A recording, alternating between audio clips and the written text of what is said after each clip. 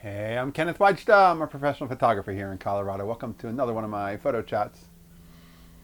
So today I want to talk about living versus preparing to live.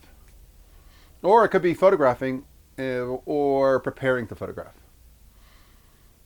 Because we spend a lot of time en route. We spend a lot of time getting ready. Buying gear, researching gear, going shopping. I can use it as an example of going shopping to the supermarket. When you're at the supermarket, you're not really living, you're kind of preparing to have dinner or eat at a different time. And then when you have dinner with friends, that time spent prepping to live is now being used to live. And I wonder what the quantity of time we spend preparing to live versus actually living.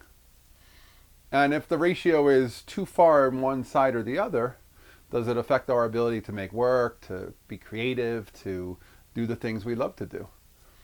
Because it seems like in a capitalist society like America and the West, we put a big emphasis on shopping as an activity, but really shopping is just a means to go and get things that you can live with. I remember years ago, I was sitting at a traffic light going to a supermarket, and I was waiting and a bicyclist went by. And as he went by, I thought, hey, that guy's living. I'm not living. I'm going to go shop to go live at another time. But he's living right now. He's riding his bike.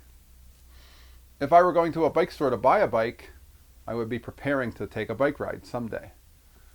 But he was doing it. He was living. And I think about that a lot when people are watching YouTube videos, or is that prepping or is that living? I guess it could be either, depending on how you perceive living. But in general, I think that the most important thing for a creative is to make work. And no matter how much we try to avoid the things that get in the way of making work, we have a lot of things that do get in the way. The obstacles, the resistance is great. And we just have to get out and do it. I've said this before. If you don't feel like it, who cares if you don't feel like it? Go out anyway. The muse exists, but she has to find us working. And once you get working, you'll come up with ideas. Once you get working, you'll be glad you're out there. But you can sit at home thinking about, I don't feel like it. The best thing I think you can do is get up and go before you can think too far about that, before you can go too much into why you can't go. Just go. Make it so that you don't have a chance to think it through. Just go. Grab your camera and go. Because it is so important that we make the work that makes us feel most alive, right? I feel really alive when I make creative work. And to do that, we have to go out and do it. That's living. The difference between preparing to live and living is a huge thing. And I am very, very much aware that there's a little bit of time we have to spend for each. But if we can make it so we're spending more time on the living side and less time on the preparing to live side, I'd be interested to do a minute-by-minute survey of my world and see how much time am I doing what. I'm not really a TV watcher. I'll watch something late at night sometimes, but I'm not one to watch a lot of television, so that's not a big factor in my world.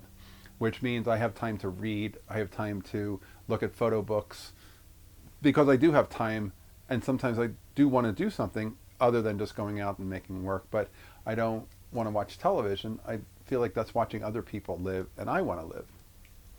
So, preparing to live or living? What's the ratio?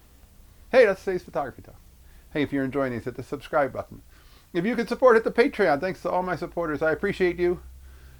If you can support, thank you so much. And I will be back next week. We'll talk more photography. As always, here's the good light.